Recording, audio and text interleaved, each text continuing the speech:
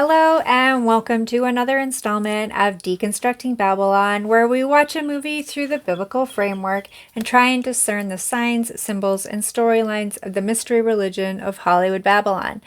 I'm the Discerning Clerk, and today we're watching the 90s catastrophic classic, Twister, starring 90s darling Helen Hunt and the late Bill Paxton, as well as a slew of other supporting characters, including Philip Seymour Hoffman and Carrie Elwes as the villain again, somehow. Also, we just got chicks, and I realize they can be heard through the mic, so that's what that cheeping is. Now, I grew up in the Canadian Midwest, which is also known as the prairies, and due to the wide open sky, we were prone to tornado activity in our area.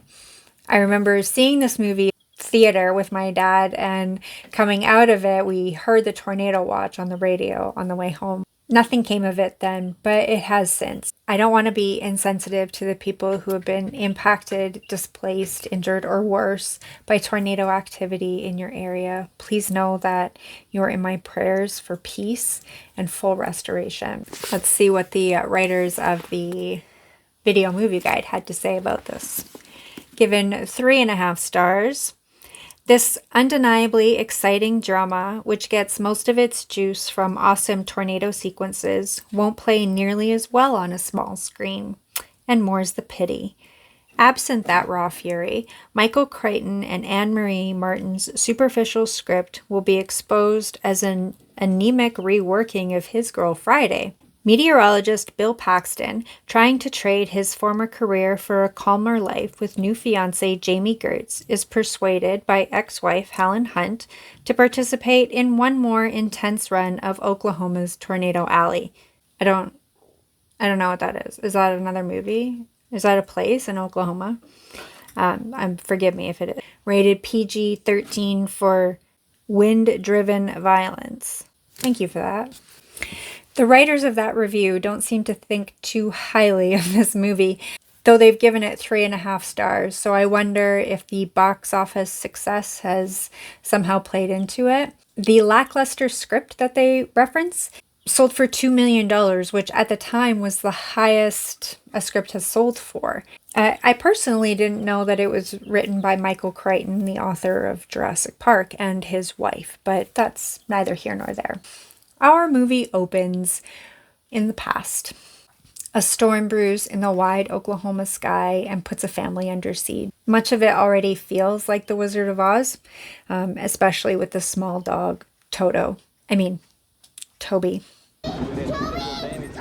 When I see a dog in a movie, it usually signifies to me the occultic law of reversal, where dog equals God. It's the filmmaker's view of God in these circumstances. Here, a small breed dog indicates an ineffective God who is certainly not all-powerful over the storm. The glory, power, and might of the Lord on display is an awesome and terrifying thing to behold. Unlike The Wizard of Oz, this Twister doesn't sweep the girl and her dog away. It takes the father. Cut to present day and to space. We are shown a weather satellite. Look how far we've come. If there were any further references to this satellite or shots of space, I might think it would indicate more of the Star Wars, but it never comes back, so it's not really about that, because this movie ultimately is about people more than it is about weather or the Star Wars. Though storms, wind, rain, thunder, and lightning have their place in the biblical narrative, they are often metaphors for God's power, presence, and provision amongst his people. Now we meet Bill and his girlfriend, potential fiancée, Dr. Melissa Reeves, and his soon-to-be ex-wife, Jo Harding, along with a ragtag team of storm chasers. The prodigal son returns. The parable of the prodigal son is very well known. It's a symbolic story of a selfish, rebellious son who squanders everything and then is welcomed home by his forgiving father. Much like the Good Samaritan or David and Goliath, I believe the prodigal son is just a phrase they're using out of context here. Not back. But Jo would like to have him back, it seems. She doesn't really want to let him go. Now, the Oz references, of course, will not be missed. We are introduced to Dorothy, a vessel that is to be sent up into the whirlwind that contains and will release these sensors that report back significant meteorological data. And releases hundreds of these sensors that measure all parts of the tornado simultaneously. Obviously, Jo is more personally motivated to learn as much as possible about the evil that took her father. There are so many supporting characters in this. They all seem expendable, but none of them die and none of them are even injured. The action quickly takes the team on the road with paper maps, walkie-talkies. God bless the analog 90s. And now we are also introduced to the evil corporate sellout. Jonas Was a former member of the team, and we also learn sold this science, or stole it at least, and took it with him. And Bill loses it. Physically attacks this guy on camera during an interview, in public no less, accuses him of intelligence theft, and continues to go after him so much so that his team need to physically hold him back. I mean, who's the bad guy here? I would be more than concerned if my soon-to-be husband acted so aggressively, so publicly. But Dr. Melissa Reeves doesn't seem to be too bothered by it. Okay, sweetheart. She squares up Jo pretty quickly. You're still in love with him, aren't you? So Bill has some kind of connection to the storm. Never explained, but everyone follows his instincts. going green. All right, people, let's pack it up. Let's go. This movie continually reminds me of Armageddon, the first movie I reviewed on the channel. The amount of supporting characters, the inaccuracy of science, the increasingly unlikely situations. Cal, I gotta go, Julia. We got cows. Okay, I don't know about you, but that line with her accent and intonation lives absolutely rent-free in my brain. I gotta go, Julia. We got cows. Thank you, Jamie Gertz. Back to the action. It's thrilling for the thrill seekers, but traumatizing for the meek Southern doctor. I'm not okay. This is not okay. The team refuel and refresh with Jo's Aunt Meg. And this feels very familial, very homey and safe and familiar. And Melissa asks why Bill is called the Extreme. I was just wondering, why do you call Billy the Extreme? See, there was another Bill, an evil Bill, and I killed him. I think that is more true than we realize, though the evil Bill actually hasn't been put to death. We've seen hints of an angry, aggressive, explosive, unpredictable man. Bill says he chases tornadoes for the science. He wants to have the factual data about this meteorological phenomenon. He doesn't seem to have any fear of them, though. Jo, on the other hand, is driven by an emotional need to understand the evil that took her father. The Fujita scale, it measures the intensity of a tornado by how much it eats. Eats? Destroys. 4 is good. 4 will relocate your house fairly efficiently. Is there an F5? The Fujita scale is based on damage done, but also has to do with associated wind speed, with the F5 tornado estimating wind speeds of up to 200 miles per hour in affected areas. Finger of God. There have been a few mentions of the wonder and power of nature and its force up to this point. We can make biblical correlations between God's judgment on the earth and so-called natural disasters, as they've been called. But I'm not sure that's what we're witnessing in this film necessarily, unlike with Armageddon. Meg also has a dog, a golden retriever. Certainly more powerful than the small dog breed we saw before, chasing down another twister, and Bill again seems to know where it's going intuitively. Just make a right turn. Find this road. It's like Bob's Road. I love this analog way to recalculate.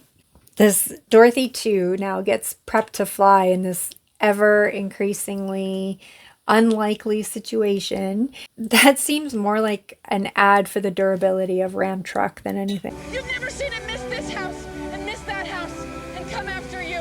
We don't really get a good explanation of how or why Bill and Joe are getting a divorce. We're never told how they met, how long they've been married, or anything really. At first I thought it was because of Bill's temper, but then he says that he left because Joe couldn't commit to anything. Look, I may have walked out, but at least I showed up in the first place. You never had the slightest there's a idea. whole You road never had the thing slightest going idea on about out there. commitment. What being married means. Like stability and supportiveness. And a house and all kinds of neat stuff like that. Even though they were married to each other and working together. So a reference to Stanley Kubrick's The Shining gives me a sense that filmmakers really want to drive home the trauma-based mind control that is the basis for not only The Shining, but also The Wizard of Oz. And it is here that Joe finally decides to sign the divorce papers and end her relationship with Bill. It's coming! It's headed right for us! Joe is now mesmerized by the beast headed towards her. Cut to Aunt Meg, classic old lady ADHD behavior, both watching a movie on TV and reading Dante's Inferno before bed. This is the third movie in a row I reviewed that has referenced Dante's Inferno somehow. There is a tornado in Dante's Inferno, and it occurs in the second circle of hell, and it strikes down people who are ruled by lust. Dr. Melissa Reeves decides she cannot continue with Bill chasing tornadoes. I know my way home. Unlike Dorothy, who didn't know her way home. We are then shown some devastating and terrifying images of the destruction done by the tornado that just passed the team at the drive-in. I believe it's just fear for fear's sake to make. And Meg needs help, and her dog doesn't do anything to help her, and in fact needs rescuing himself. And it's up to Bill to go in and rescue the dog. You go, stop it. Oh, I think you do. Does she really think she can stop a tornado just by understanding it? This line makes me think that they know it's more than just a natural disaster, but has a deeper spiritual meaning. And Dr. Reeves is right. It is a metaphor. Deep down, I always just thought it was a metaphor. So Dorothy must have wings to fly. At least each sensor needs a windmill. And they just insert more Pepsi product placement. Other than advertising, I can only assume they use it because of the duality of the colors as well as the shape of the logo. But here, more unrealistic shots. It can pick up an oil tanker, but your Ram truck is fine. Okay.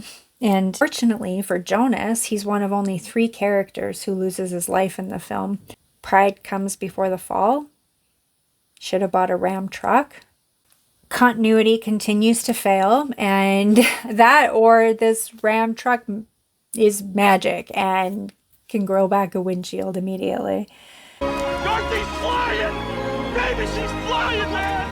So why aren't they flying? I mean, it becomes increasingly improbable right up until the end. Wind speeds of over 300 miles per hour would certainly kill you. Break your bones, rip your skin off, like definitely suck you up into the whirlwind and smack you around with everything else that's in there.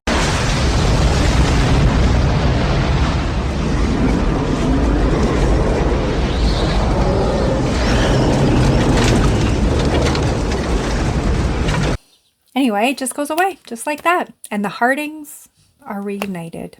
Do you always have to do things the hard way? I have hesitated to refer to a tornado as an act of God. Obviously, anything and everything that happens in the earth and the heavens that God created is allowed by His will. But it doesn't mean He is the cause of it. He is Lord of all. Satan is called the prince of the power of the air. He is a counterfeiter of all that God creates, including, in my opinion, natural disasters. So while I do agree that God can and has used weather as judgment on His creation, tornadoes seem more like demonic counterfeit. Is that what's going on in this movie? I'm not sure. It definitely is a representation of evil, a sentient intentional force that seeks to steal, kill, and destroy what it wills and spares what it wills. Yet I believe it is a metaphor for, wait for it, Bill. Stay with me for a minute. Joe, which is short for Josephine, Josie, Joanna, we don't know, they don't tell us, watches as her own father is swept away by this evil force. Not because of judgment, but demonic attack. She never gets over it, although her mom has also died at some point, but they never talk about her, but they don't speak of her. Not even Aunt Meg, who I think is the mom's sister, but I don't know because they don't say. Anyway, back to Bill. He's probably one of the most manipulative main characters portrayed as giving good guy energy since Prince Hans of the Southern Isle. He brings his hopeful new wife to meet his ex-wife, ex-team, ex-life as a way... Boy, new job, new truck, new wife. It's like a whole new you. As a way to, what? Manipulate Joe into getting what he wants. He has extreme violent outbursts, an express need for therapy. I need therapy? I didn't say that. I need a therapist? And even an admission in the presence of an altar. There was another Bill, an evil Bill. They never really address their relationship, but the tense interactions between them are par for the course for these two, who are clearly in a codependent relationship. Now, maybe Joe has done some healing since Bill left her, but she's so easily sucked back into his whirlwind of manipulation. He's dangerous, but she's mesmerized. Dr. Melissa Reeves eventually sees Bill for who he truly is and manages to get away from him. You know what? I can't compete with this. I wouldn't even know where to start. Wait, don't do this now, please. Sooner or later, it Please. would've ended. We both know that. Because the evil Bill tornado force manages to kill his enemy, get the science that he wants, and manipulates Joe right back into the arms of the man who left her at least once. The presence of an altar is further solidified by references to The Wizard of Oz, The Shining, and many twins references. So that's it. Another hot take, I'm sure. I am often surprised by what I learn when I watch a movie with discernment. It definitely causes these once marvelous movies to lose their luster a bit for me, and that's okay. As that old hymn states, when we turn our eyes upon Jesus, the things of this world grow strangely dim in the light of his glory and grace. Thank you so much for watching up to this point, just for hearing a possibly different perspective on a movie that you may or may not love. And until the next one, bye.